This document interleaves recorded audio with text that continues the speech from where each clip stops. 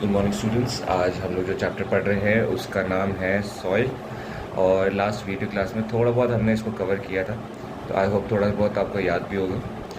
ठीक है, तो सॉइल जो आज हम चैप्टर पढ़ने वाले हैं, जो अगर हम इसको एकदम बेसिक भाषा में ले तो इसको मिट्टी कहते हैं।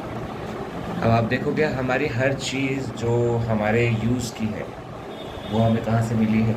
मिट्टी से। ठीक है, तो वो कहाँ से कनेक्टेड है? मिट्टी से। तो our earth is covered with land and water. We live on land and the land consist of soil. Plants grow in soil. We get crops from plants. Plants provide us with food and shelter. Man as well as plants have close relationship with the soil. ठीक है, तो इसका क्या मतलब है कि हमारी जो पूरी ज़मीन है वो मिट्टी से कवर्ड है, मिट्टी और पानी से कवर्ड है। पानी हमें पीने की ज़रूरत पड़ती है, और बाकी जो सॉइल है यानी कि जो हमारी मिट्टी है उस पर हमें हमारे प्लांट्स ग्रो करते हैं, और प्लांट्स से हमको हमारा खाना मिलता है, क्रॉप्स, और हमारे शेल्टर मिलता है, यानी कि आप लकड़ियों से आप अपने घर बना लेते हो और बहुत सारी चीज़ें बनाते हो। यहाँ तक कि आप जो ईंटें बनाते हो ये सब मिट्टी ही होती है ना। तो ये शेल्टर और खाने के लिए और भी तरह के चीज़ों के लिए, हमारे कपड़ों के लिए, हर चीज़ के लिए जो है हम लोग को सॉइल की बहुत ज़रूरत होती है। ठीक है, इसका हमारा बहुत क्लोज रिलेशनशिप है सॉइल के साथ, इसलिए आज हम लोग ये सॉइल के बारे में पढ़ने वाले हैं। तो अगर हम आगे देखेंगे तो इसमें लिखा है व्हाट इज़ सॉइल। तो सॉइल क्या होती है? The soft surface of the earth which absorbs water in which plants grow is called soil. तो हर मिट्टी को सॉइल नहीं कहते। ठीक है, तो रेत को आप सॉइल नहीं कहोगे। और इसमें लिखा है कि जो सरफेस सॉफ्ट होती है और वो पानी भी एब्जॉर्ब कर पाती है और उसमें पेड़ भी उग पाता है, उसको सॉइल कहते हैं। ठीक है, अगर आप रेत में पानी डालोगे तो पानी नीचे बह जाएगा पूरा। ठीक है, रेत पानी को सोखता नहीं है। ठीक है, तो रेत जो है मिट्टी नहीं होती। उसी तरह अगर आप जैसे बाहर जाओगे जहाँ पे पेड़ उग रहा होगा, आप देखोगे काली काली सी मिट्टी पड़ी होती है, और उसमें पानी डालोगे तो गीली हो जाती है, और इसी को मिट्टी कहते हैं। और इसमें पेड़ भी उग रहा होता है, इसलिए जो ये है, ये दो कैरेक्टरिस्टिक्स से आप बता सकते हो कि ये एक मिट्टी है। The surface of the earth is made of soil. Soil is one of earth's most important natural resources. तो अर्थ की सबसे इम्पॉर्टेंट रिसोर्स, नेचुरल रिसोर्स क्या है? सॉइल। ठीक है, अब आगे देखते हैं फॉर्मेशन ऑफ सॉइल। सॉइल बनता कैसे? तो जो सॉइल है हमारा वो बनता है एक बहुत लंबे टाइम के बाद। मैंने आपको वीडियो में बताया था कि वे वेदरिंग से बनता है। वेदरिंग किसको कहते हैं? जब बड़े बड़े चट्टान और पत्थर टूट टूट के एकदम मिट्टी हो जाते हैं, रेज़ा हो जाते हैं, तब उससे सॉइल बनती है। ठीक है, तो soil is formed over a long period of time by the weathering of rocks. Weathering is the process in which large pieces of rocks are broken down into smaller and smaller pieces due to heat of the sun, rain, wind and other. ठीक है,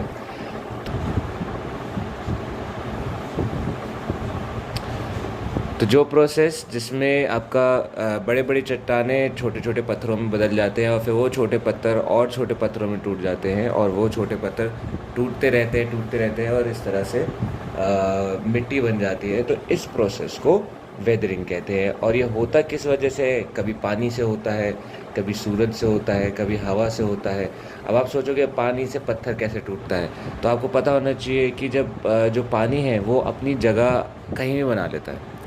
तो अगर वो पत्थर में कहीं पानी घुस जाता है तो वो पत्थर को धीरे धीरे, ऑल्दो बहुत टाइम लेगा, लेकिन उसको अलग करने की क्षमता रखता है।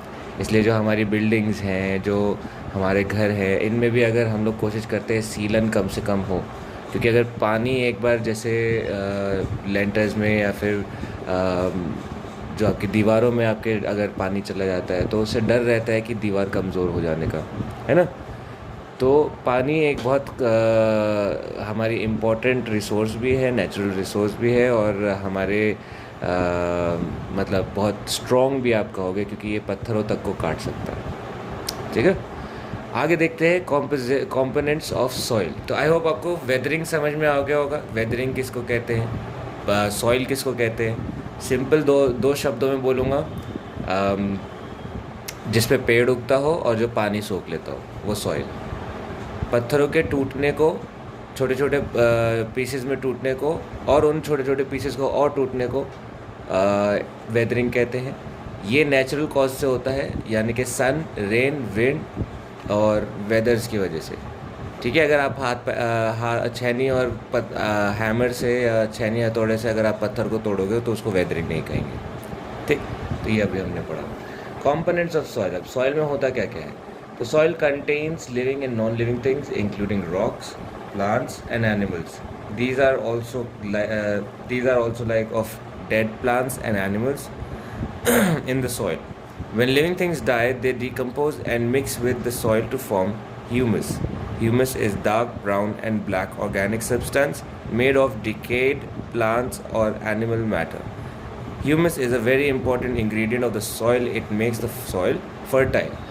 तो आपको सॉइल में दो चीज़ें मिलेंगी। तो पहला है, आपको मिलेगा लिविंग ऑर्गेनिज्म मिलेंगे और आपको नॉन लिविंग ऑर्गेनिज्म मिलेंगे। ठीक है, तो लिविंग में जैसे आपका हो गया पेड़ हो गए, कीड़े मकोड़े हो गए, आपके कुछ जानवर हैं जो ज़मीन के अंदर रहते हैं, जैसे आपका खरगोश हो गया, चूहे हो गए, चचुंदर हो गए, ये सब आपका बिल बना के रहते हैं, सांप हो गया।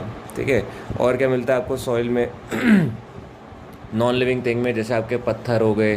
ठीक है, मिट्टी भी नॉन लिविंग थिंग होता है। तो ये सब आपका सॉइल में मिलता है।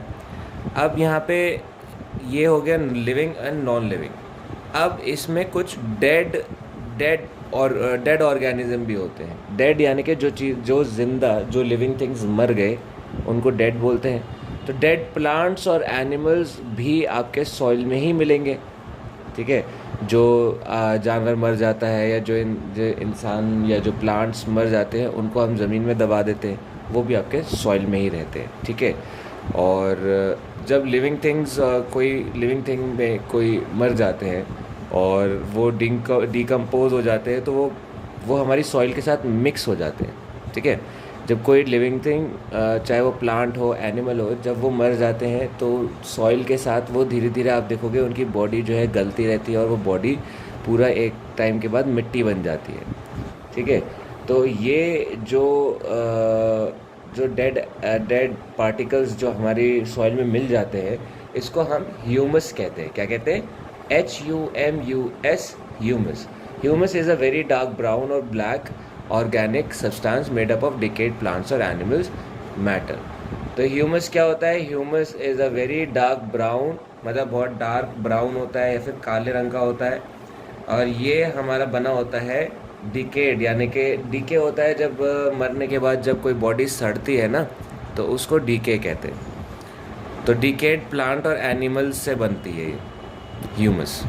और ह्यूमस बहुत इम्पॉर्टेंट इंग्रेडिएंट है, क्योंकि जो डिकेड एनिमल्स और ये प्लांट्स होते हैं, ये हमारे सॉइल को बहुत बढ़िया न्यूट्रिशन देते हैं और हमारे सॉइल को बहुत उपजाऊ बनाते हैं, यानी कि उस पर बहुत जल्दी पेड़ पौधे उगने लगेंगे। ठीक है, तो ये होता है आपका ह्यूमस, और ये तीन चीज़ें हमारी सॉइल में मिलती हैं। पहला लिविंग ऑर्गेनिजम्स, पेड़ पौधे जानवर, आपके इंसेक्ट्स। नॉन लिविंग ऑर्गेनिजम्स यानी नॉन लिविंग थिंग्स, जैसे कि आपका रॉक्स, मिट्टी और भी बहुत कुछ। और नेक्स्ट आपका हो गया डेड एनिमल्स और डेड एनिमल्स एंड प्लांट्स। तो डेड एनिमल्स एंड प्लांट्स से हमारा बनता है ह्यूमस। ह्यूमस हमारा काले रंग का होता है और ह्यूमस हमारे सॉइल के लिए बहुत इम्पोर्टेंट होता है, क्योंकि ये इसको फर्टाइल बना देता है, बहुत न्यूट्रिशन देता है।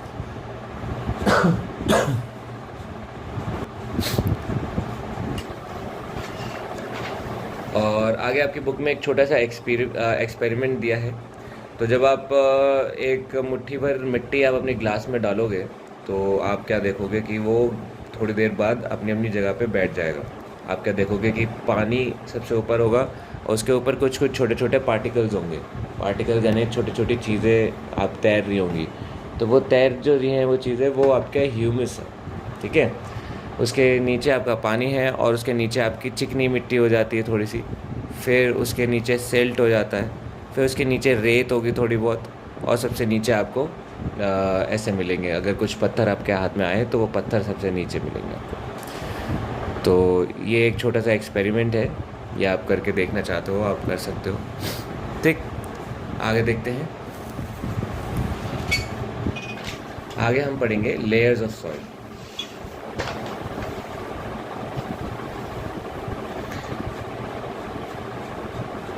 तो layers of soil, the soil can be divided into three main layers: topsoil, subsoil and bedrock. Topsoil contains the most humus, which is the darkest part of the soil that is rich in nutrients.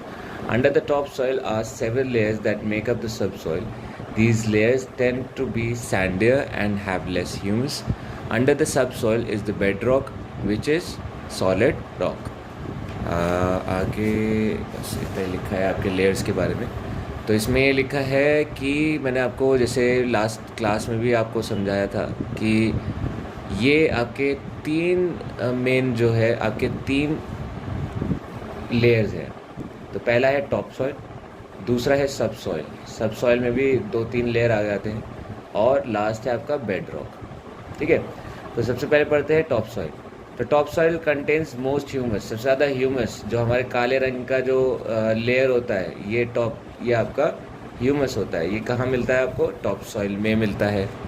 ये कहाँ मिलेगा? Top soil में मिलेगा। ये इस top soil के नीचे आपका मिलता है आपका सब सॉइल। ठीक है, तो ये सब सॉइल जो होता है ये टॉप सॉइल के मुकाबले में इसमें ह्यूमस कम होती है, बहुत कम होती है, और ये रेतीला ज़्यादा होता है। इसमें सॉइल कम होती है, रेत थोड़ी ज़्यादा होती है।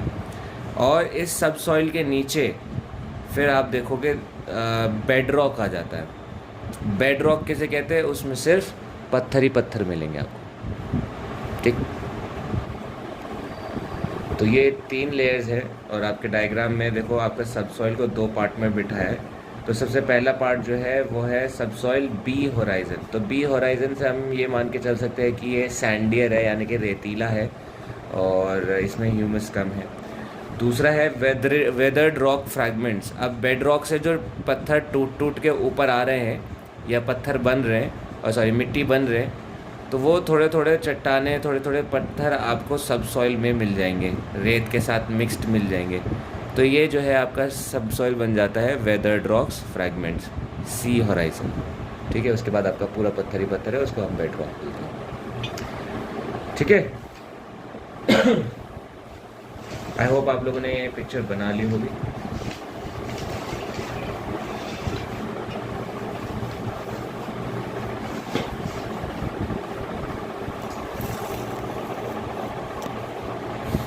तो अब हम पढ़ने वाले हैं टाइप्स ऑफ सॉइल। तो सॉइल में कितनी तरह के टाइप्स होते हैं, कितनी तरह की सॉइल आपको मिलेगी। तो not all soils are alike, there are different soils in different places on the basis of gravity, colour and texture of the soil can be classified into 3 broad categories. तो जो हमारी सॉइल है उसको हम 3 categories में बांट सकते हैं। पहला आपका हो गया क्लेई, दूसरा हो गया सैंडी, और तीसरा हो गया लोमी। तो क्लेई तो हम जानते हैं, क्ले किसे कहते हैं? चिकनी मिट्टी को कहते हैं। सैंडी सॉइल किसे कहते हैं? जिसमें रेतीली सॉइल होगी, जैसे आपका रेगिस्तान हो गया, वहाँ पे आपको सिर्फ रेत ही रेत मिलेगी। और लोमी सॉइल आज हम पढ़ेंगे, लोमी सॉइल किसे कहते हैं। ठीक है, it is smooth and soft to touch. चिकनी मिट्टी आप कैसी होती है? स्मूथ होती है ना, और छूने में ऐसे दबाव तो अंदर दब जाती है, तो बहुत सॉफ्ट सी होती है। It is mostly made of rough sand particles. अगर आप रेत को ऐसे हाथ में रगड़ोगे तो आपको मतलब रफनेस पता चल जाएगी, मतलब आप ज़्यादा तेज़ रगड़ोगे तो वो छील भी देगा आपको। तो रफ़ होता है वो, जो हमारी रेत होती है, वो चिकनी मिट्टी की तरह सॉफ्ट नहीं होता। अब लोमी सॉइल क्या होता है? लोमी सॉइल इन दोनों सॉइल्स का मिक्सचर होता है, यानी कि इसमें थोड़ा बहुत सैंडी भी होगा और थोड़ा बहुत क्लेई भी होगा। ठीक है, दूसरा, the particle of such soils are very small and can hold a lot of water. तो ये जो सॉइल होती है, चिकनी मिट्टी होती है, ये बहुत सारा पानी इकट्ठा करके रख सकती है। मतलब इसमें आप पानी डालोगे तो वो सोख लेगी। सैंडी सॉइल क्या करता है, कोई भी पानी नहीं रखती, वो सारा पानी जो है नीचे गिरा देती है। They are large in size and water easily passes through them. तो पानी जो है वो उनसे पास कर जाता है, मतलब अगर आप रेत में पानी डालोगे तो वो नीचे बह जाएगा। जो लोमी सॉइल होता है उसमें थोड़ा बहुत क्ले भी होता है, थोड़ा बहुत सैंडी भी होता है। तो वो क्या करता है, वो थोड़ा बहुत पानी सोख लेता है और जो एक्सेस होता है उसको उस पानी को अंडरग्राउंड जाने देता है। ठीक है, तो दोनों काम हो रहे हैं, पानी भी सोख रहा है और पानी को पास भी होने दे रहा है, जो एक्सेस पानी है जो ज़रूरत नहीं है। ठीक है, अब प्लांट्स हमारे चिकनी मिट्टी में उग सकते हैं? नहीं उग सकते, क्योंकि इसमें पानी जो होता है, पानी आपका एक तो बह नहीं पाता है ना, हर वक्त पानी रहेगा अगर उसमें गमले में, तो पेड़ मर नहीं जाएगा। पानी को नीचे बहने भी ज़रूरत है, मतलब पेड़ को हवा भी नहीं मिलेगी अगर इतना, मतलब जो चिकनी मिट्टी है उसके अंदर हवा भी नहीं जा पाएगी और पानी भी नहीं मतलब ठीक से जा पाएगा, तो पेड़ उसमें कैसे जिएगा। तो do not grow well in this soil as the roots can not breathe in water logged soil. Water logged मतलब जिसमें पानी भरा रहता है, तो पानी भरा रहेगा तो सांस कैसे लेगा पेड़, है ना। तो इसमें पेड़ जो है नहीं उग सकता। सैंडी सॉइल में पानी ही नहीं रहेगा, जब पानी ही रुकेगा नहीं तो फिर पेड़ कैसे उगेगा। तो know plants can grow in such soil. Loamy soil में क्या पेड़ उग पाएगा, क्योंकि उसमें क्ले भी है थोड़ा सा और सैंड भी है, तो उसमें पानी एक्सेस पानी निकल भी जाता है और बाकी पानी वो सोख भी लेता है। तो ये सॉइल जो होता है ये बेस्ट होता है हमारे प्लांट्स को उगाने के लिए। तो soil is airy allowing the roots of the plants to breathe, तो वो सांस लेने की काफ़ी जगह देता है। ये कहाँ मिलता है, ये रिवर के पास में मिलेगा आपको। कोई भी यमुना चले जाओ या गंगा चले जाओ, उसके जो पास की ज़मीन होगी वहाँ पे आपको चिकनी मिट्टी ज़्यादा मिलेगी। It is found near sea shores and deserts, ये आपको रेगिस्तान में मिलेगा या बीच वगैरह पे मिलेंगे। It is also the top fertile humus layer. It also has the top fertile humus layer. तो ये हमारी जो जिन पे फार्मिंग होती है, जिस पे ह्यूमस लेयर होती है, वो ये लोमी सॉइल से बनी होती है। ठीक है। इनके काम क्या आते हैं, इससे हम खिलौने बना सकते हैं चिकनी मिट्टी से। दूसरा, इससे आपका सैंडी सॉइल से हम सीमेंट बना सकते हैं, ग्लास बना सकते हैं। और लोमी सॉइल से हम लोग पेड़ उगा सकते हैं, फार्मिंग कर सकते हैं। ठीक, तो ये जो आपका टेबल है, आपको होमवर्क दे रहा हूँ। ये टेबल में से आपको 3 पॉइंट्स करने हैं। एक तो आप ये वाला पॉइंट्स आप अपनी कॉपी में लिखेंगे, सेकंड पॉइंट, थर्ड पॉइंट आप अपनी कॉपी में लिखेंगे, फोर्थ पॉइंट आप अपनी कॉपी में लिखेंगे और ये वाला पॉइंट भी आप अपनी कॉपी में लिखेंगे। तो ये आप टेबल बनाएंगे और उस पर क्लेई सॉइल लिखेंगे, सैंडी सॉइल लिखेंगे, लोमी सॉइल लिखेंगे और फिर ये 4 पॉइंट्स आप अपनी कॉपीज़ में इसको लिखेंगे। ठीक है, इसी तरह जैसे ये लिखा हुआ। तो आज क्लास यहीं पे ख़त्म करते हैं। और आज होमवर्क के लिए एक तो मैंने आपको टेबल दे दिया है और मैं आपको कुछ आपके बैक के क्वेश्चन आंसर्स आपको करके भेज रहा हूँ आपके इस पे व्हाट्सएप पे। और जो पार्ट नहीं भी किया होगा वो तब भी मैं उसको टिक करके आंसर्स टिक करके मैं भेज रहा हूँ, ताकि आप अपनी कॉपीज़ में इसको कभी कर लें और नेक्स्ट क्लास में मैं उसको आपको समझाऊँगा। ठीक है, तो आई होप आपको क्लास समझ में आई होगी। Thank you, bye.